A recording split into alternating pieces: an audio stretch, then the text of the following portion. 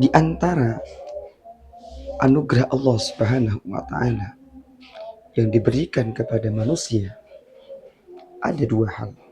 Yang pertama adalah manusia diberikan akal dan juga manusia diberikan nafsu.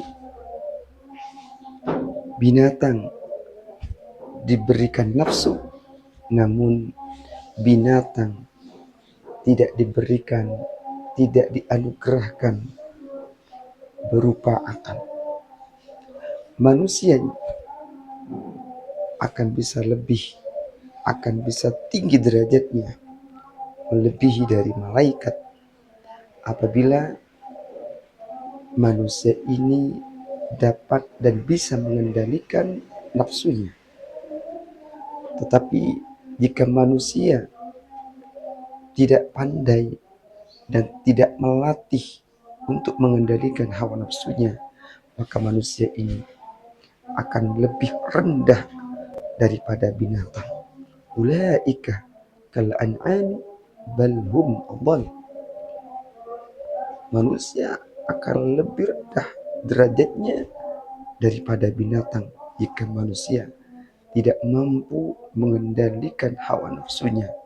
Artinya nafsu lebih besar, nafsu lebih menguasai dirinya daripada akalnya.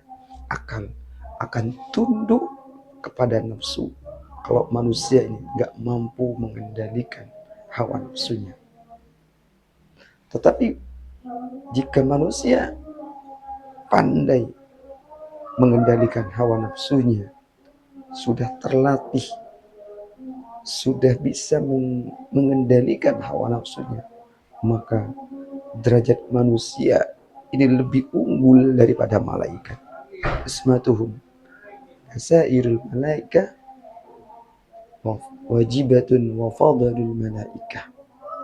Manusia ini oleh Allah Subhanahu wa taala, manusia oleh Allah Subhanahu wa taala, para nabi yang bisa mengendalikan hawa nafsunya,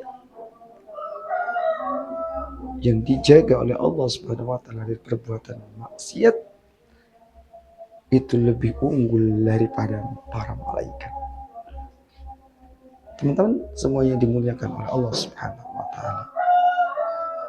Ketika Allah Subhanahu wa taala menciptakan akal, diperintah oleh Allah Subhanahu wa taala untuk menghadap, akal itu tunduk kepada Allah Subhanahu wa taala. Disuruh dia pergi, patuh kepada Allah Subhanahu wa taala. Tapi ketika Allah Subhanahu wa taala menciptakan nafsu ini oleh Allah Subhanahu wa taala disuruh menghadap kepada Allah, malah dia berpaling kepada Allah Subhanahu wa taala. Kemudian Allah Subhanahu wa taala bertanya kepada nafsu, "Hai nafsu, man anta wa man ana? Man ana wa man anta?" Siapa saya dan siapa kamu? Nafsu ini menjawab, "Kamu adalah kamu, saya adalah saya." Kata nafsu. Dia tidak mengakui bahwa dirinya adalah ciptaan Allah Subhanahu wa taala. Kemudian nafsu ini oleh Allah Subhanahu wa taala disiksa oleh Allah, dikasih punishment oleh Allah, dikasih tindakan oleh Allah, hukuman oleh Allah di neraka jahanam. Kemudian dikeluarkan lagi nafsu ini, diperintah oleh Allah Subhanahu wa taala. Namun nafsu ini tidak membangkangnya, melawan perintah Allah, tidak mengakui Allah Subhanahu wa taala adalah sebagai Tuhannya, sebagai penciptanya. Kemudian Allah kasih hukuman lagi. Apa hukuman Allah?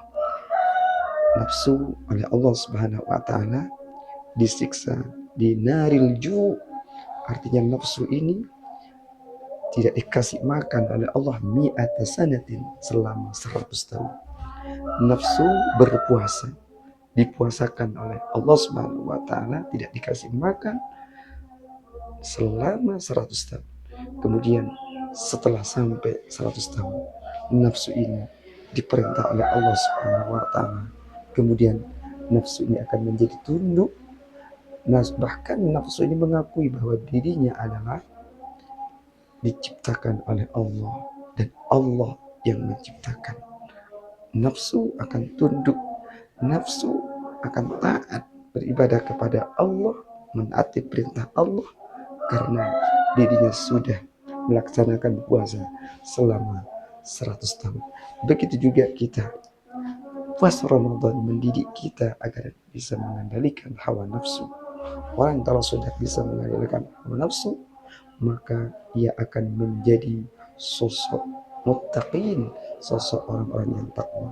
Makanya parameter puasa Ramadan adalah bukan mampu mengendalikan haus dan lapar, tapi parameter puasa Ramadan itu adalah la'allakum tattaqun, agar supaya kita menjadi orang yang bertakwa. Ciri-ciri orang yang bertakwa adalah orang yang mampu mengendalikan hawa nafsunya dan akalnya adalah menjadi rajanya. Akal yang bisa mengendalikan hawa nafsunya.